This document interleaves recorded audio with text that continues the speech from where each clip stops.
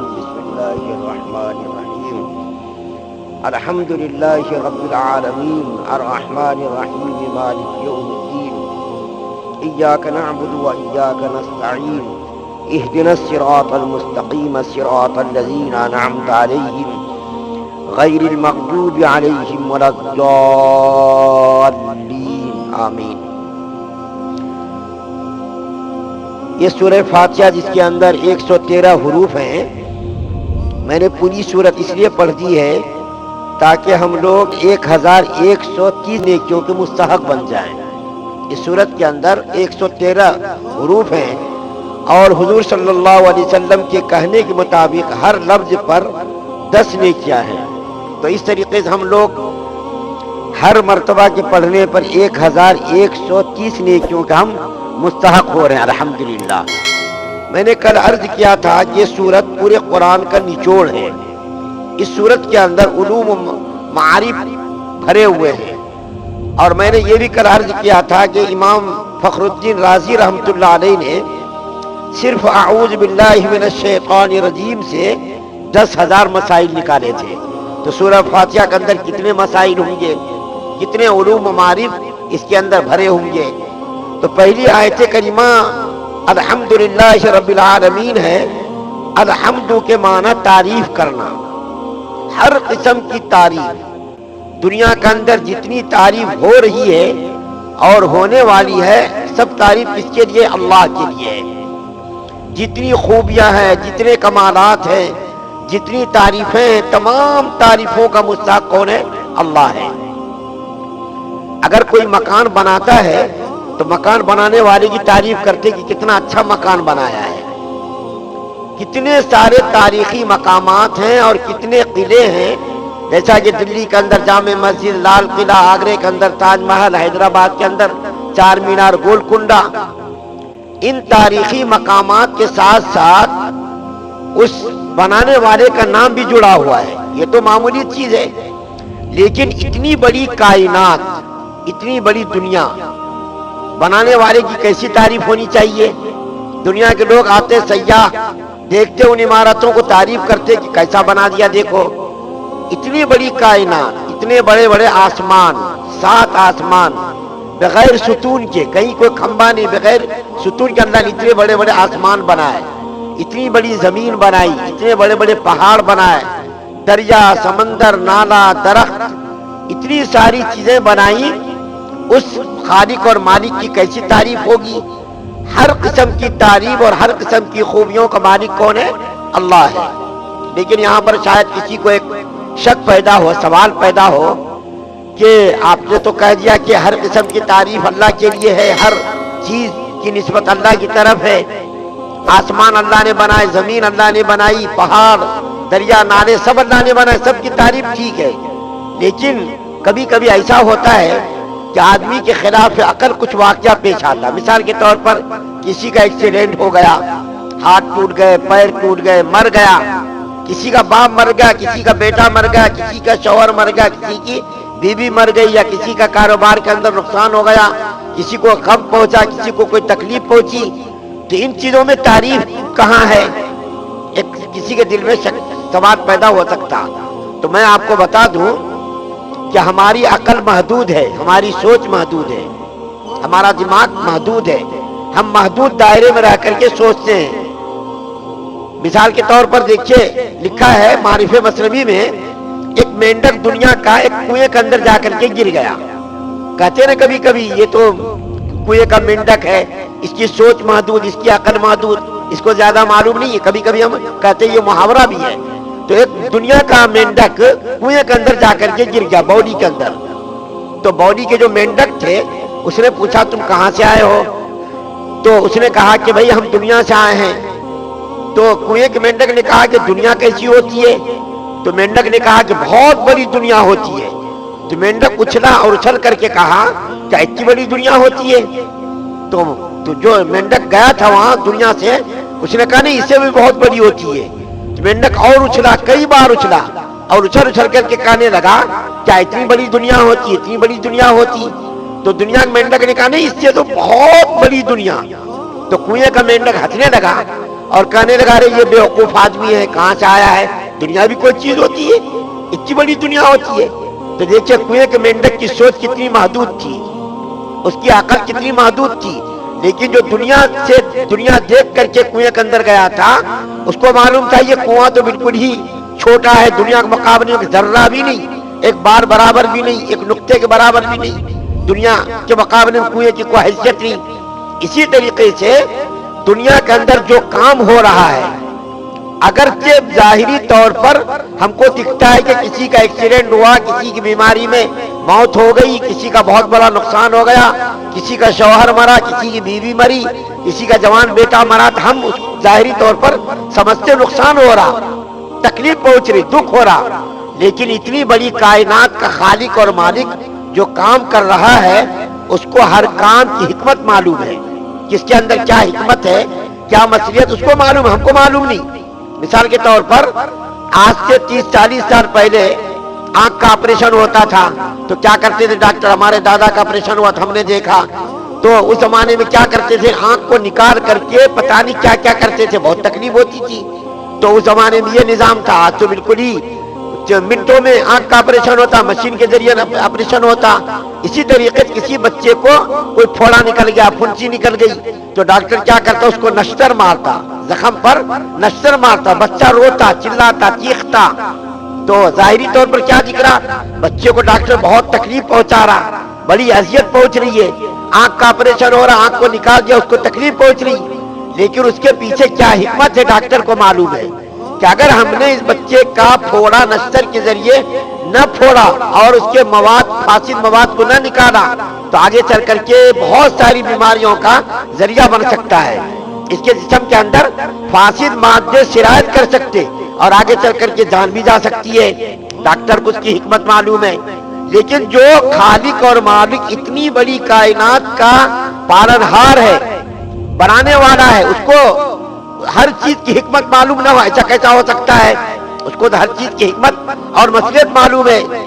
کوئی کیڑا، کوئی مچھر، کوئی مکھی، کوئی دنیا کے اندر چیز بیکار نہیں ہے، ہر چیز کے اندر کوئی نہ کوئی حکمت اور کوئی نہ کوئی مصلحت ہے، ہماری سمجھ میں اس کی حکمت آئے نہ آئے، لیکن خالق اور مالک اللہ کو اس کی حکمت اور مصلحت معلوم ہے۔ کیڑا پیدا کرنے میں کیا حکمت ہے، مچھر پیدا کرنے میں کیا حکمت ہے، مکھی پیدا کرنے میں کیا حکمت ہے، ہر چیز کے پیدا کرنے میں کوئی نہ کوئی حکمت ہے۔ حضرت تھانوی رحمۃ اللہ علیہ فرماتے ہیں، ایک آدمی نے بیت الخلاء کے اندر ایک آدمی گیا تو اس نے دیکھا کہ نجاست کے اوپر ایک کیڑا بیٹھا ہوا ہے، تو کیڑے کو دیکھ کر کے اس نے بڑی حقارت کا جو ہے بڑی حقارت سے اس کو دیکھا، پتہ نہیں اللہ نے اس کیڑے کو کیوں پیدا کیا، اس کے اندر کیا حکمت ہے، کیا مصلحت ہے، اس کو سمجھ میں نہیں آیا، بڑی حقارت سے اس نے کیڑے کو دیکھا۔ اتفاق ایسا ہوا کہ اس کی آنکھ خراب ہو گئی، تو بڑے بڑے ڈاکٹروں کو اس نے دکھایا، کسی ڈاکٹر نے بھی اس کی آنکھ کا علاج نہیں کیا، ہر ڈاکٹر عاجز آ گیا۔ اتفاق سے اس کے گاؤں میں ایک حکیم آیا، پہلے زمانے میں حکیم چلا کرتے تھے، طبیب علاج کیا کرتے تھے، تو اس کے گاؤں میں ایک حکیم آیا، طبیب آیا، تو لوگوں نے کہا کہ ارے اس کے پاس چلے جاؤ شاید تمہارا علاج ہو جائے، تو اس نے کہا کہ ارے بڑے بڑے ڈاکٹروں کو میں نے دکھایا، کہیں بھی میری آنکھ کا علاج نہیں ہوا، یہ حکیم کیا کرے گا، یہ طبیب کیا کرے گا، تو لوگوں نے کہا ارے جا کے تو دیکھو کچھ علاج ہو جائے۔ چنانچہ یہ آدمی گیا بادل ناخواستہ، ڈاکٹر سے اس نے ذکر کیا کہ میری آنکھ خراب ہو گئی ہے، حکیم سے اس نے کہا، اپنی پریشانی کا اظہار کیا، تو حکیم نے کہا ٹھیک ہے تمہاری آنکھ کا علاج میں کروں گا، لیکن نجاست کے اوپر جو کیڑا بیٹھا ہوا ہوتا ہے وہ کیڑا ڈھونڈ کر کے لے کر کے آؤ۔ اب یہ بیچارہ ڈھونڈنے کے لیے نکلا، بڑی مشکل سے اس کو وہ کیڑا ملا اور ڈاکٹر حکیم کے پاس لے کر کے گیا، تو حکیم نے اس کو کوٹ کاٹ کر کے اس سے دوا بنائی اور دوا بنا کر کے اس سے کہا کہ یہ آنکھ کے اندر لگاؤ۔ اس وقت اس کی آنکھ کھلی، کرے اس کیڑے کو میں نے حقارت سے دیکھا تھا کہ اللہ نے کیوں اس کیڑے کو پیدا کیا، دیکھو اسی کیڑے سے میری آنکھ کا علاج ہو رہا۔ تو دیکھیے اللہ کی حکمت، دیکھیے جس کیڑے کو اس نے حقارت کی نظر سے دیکھا تھا، اللہ نے اسی کے ذریعے اس کی آنکھ کا علاج کیا۔ اللہ تعالیٰ کبھی کبھی اپنے نیک بندوں کو ان چیزوں کی حکمت کو ظاہر بھی کر دیتے، جیسا کہ میں نے ابھی آپ کے سامنے فخر الدین رازی کا نام لیا، انہوں نے کتاب کے اندر لکھا ہے، ایک مرتبہ دریائے دجلہ کے کنارے کنارے ایک بزرگ جا رہے تھے، تو اس نے دیکھا کہ ایک بچھو بھاگتا ہوا جا رہا بڑی تیزی کے ساتھ، تو اس بزرگ نے کہا کہ پتہ نہیں یہ بچھو کہاں جا رہا، اس کی حقیقت معلوم کرنی چاہیے، یہ بچھو کہاں جا رہا، تکلیف دینے والا جانور، آخر یہ جا کہاں ہے تیزی کے ساتھ۔ ایک جگہ گیا، سمندر کے کنارے دریائے دجلہ کے کنارے ٹھہرا، اچانک ایک کچھوا آیا، کچھوے کیا کہتے تانبیل آپ لوگ کہتے شاید، تانبیل آیا اور وہ کنارے آ کر کے بیٹھ گیا۔ یہ جو بچھو تھا چھلانگ مار کر کے اس کی پشت پر جا کر کے بیٹھ گیا۔ اب وہ جو ہے تانبیل یا کچھوا لے کر کے چلا۔ یہ بزرگ سوچنے لگے آخر یہ بچھو جا کہاں رہا، اس کی حقیقت معلوم کرنی چاہیے۔ انہوں نے بھی کشتی کرائے پر لی اور اس کے پیچھے پیچھے یہ بھی بزرگ چلے۔ دریا کے کنارے، دریائے دجلہ کے کنارے وہ کچھوا پہنچا، تانبیل پہنچا اور وہ جا کر کے ٹھہر گیا۔ یہ بچھو چھلانگ مار کر کے سمندر سے باہر آ گیا، اس کے بعد چلنے لگا۔ یہ بزرگ بھی پہنچے اور یہ بھی نیچے اتر کر کے اس کے پیچھے پیچھے چلنے لگے۔ دور جا کر کے دیکھا کہ ایک درخت ہے، اس کے نیچے ایک نوجوان سویا ہوا ہے اور ایک بہت بڑا اژدہا درخت کے اوپر سے نیچے اتر کر کے اس کو کاٹنے کے لیے تیار ہے۔ یہ بچھو بھی وہاں پہنچ گیا۔ جیسے ہی اس اژدہا نے اس نوجوان کو ڈسنے اور کاٹنے کا ارادہ قریب گیا، یہ بچھو چھلانگ مار کر کے اس کے اوپر سوار ہو گیا اور اس بچھو نے اس سانپ کو کاٹ لیا۔ کاٹتے ہی وہ سانپ دھڑام سے گرا، اور آپ کو معلوم ہونا چاہیے بڑے بڑے اژدہے، بڑے بڑے سانپوں کا اگر بچھو ڈنک مار دے، اس کے ڈنک اور اس کی تکلیف کو سانپ برداشت نہیں کر سکتا۔ سانپ کاٹے تو آدمی کو تکلیف نہیں ہوتی، مرتا، بچھو کاٹے تو مرتا نہیں، لیکن تکلیف بڑی ہوتی ہے۔ جس کو کاٹا اس کو معلوم ہے اس کی اذیت اور اس کی تکلیف کیسی ہوتی ہے۔ تو وہ سانپ نیچے گر گیا، اس نوجوان کی آنکھ کھل گئی۔ اس نے دیکھا کہ ایک بہت بڑا اژدہا سانپ مرا ہوا ہے اور وہ بچھو چلا جا رہا۔ کسی نے پتھر اٹھا کر کے اس کو مارنا چاہا بچھو کو۔ تو یہ بزرگ بھی وہاں پہنچ گئے اور اس نے منع کیا، دیکھو یہ تمہارا بچھو محسن ہے، اس کو مارو مت، اور پورا قصہ سنایا کیسا ایسا واقعہ پیش آیا۔ اب بتائیے اگر وہ بزرگ اس بچھو کے بارے میں نہ بتاتا تو اس نوجوان کو کیا معلوم ہوتا؟ اس کو کیا پتا ہوتا کہ اس بچھو نے میری جان بچائی ہے، اور سانپ کو اس نے ڈس کر کے کاٹ کر کے اس کو جان سے مار دیا، اس کو کیا معلوم ہوتا؟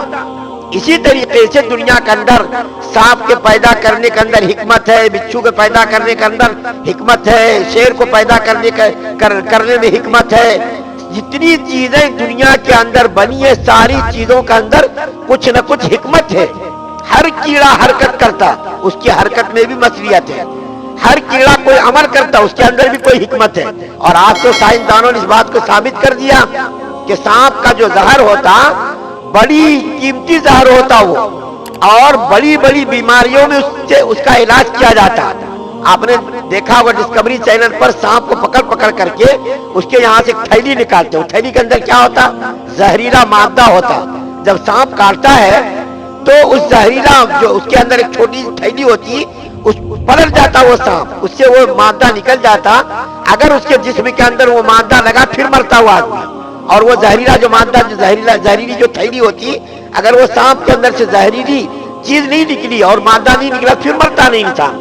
تو آج سائنسدانوں نے معلوم کر لیا کون سی چیز کون سے کام میں استعمال ہوتی ہے۔ اس زہریلے مادے کو نکال کر کے شیشوں میں بند کرتے اور لاکھوں کروڑوں ڈالر میں اس کو بیچتے جا کر کے، اور بڑے بڑے امراض میں، بڑے خطرناک بیماریوں میں اس کا علاج کیا جاتا۔ تو آج تو تھوڑی تھوڑی حکمت انسانوں کو بھی معلوم ہو رہی ہے، لیکن پوری کائنات کے بنانے میں اس کی حکمت ہمیں معلوم نہیں ہے۔ اس لیے میں نے آپ سے شروع میں کہا جتنی بھی تعریفیں ہو رہی ہیں ساری تعریفوں کا مستحق اللہ ہے، اور اس کے علاوہ کوئی تعریفوں کا مستحق نہیں۔ ہماری کوئی تعریف نہیں، ہم یہاں بیٹھے بول رہے ہیں، آپ سن رہے ہیں، ہمارا کوئی کمال نہیں۔ یہ ساری چیزیں اللہ کی پیدا کی ہوئی ہے، بولنے کی صلاحیت، سننے کی صلاحیت، دیکھنے کی صلاحیت، سوچنے کی صلاحیت، یہ ساری چیزیں اللہ نے پیدا کی، اللہ کا کمال، ہمارا کوئی کمال نہیں۔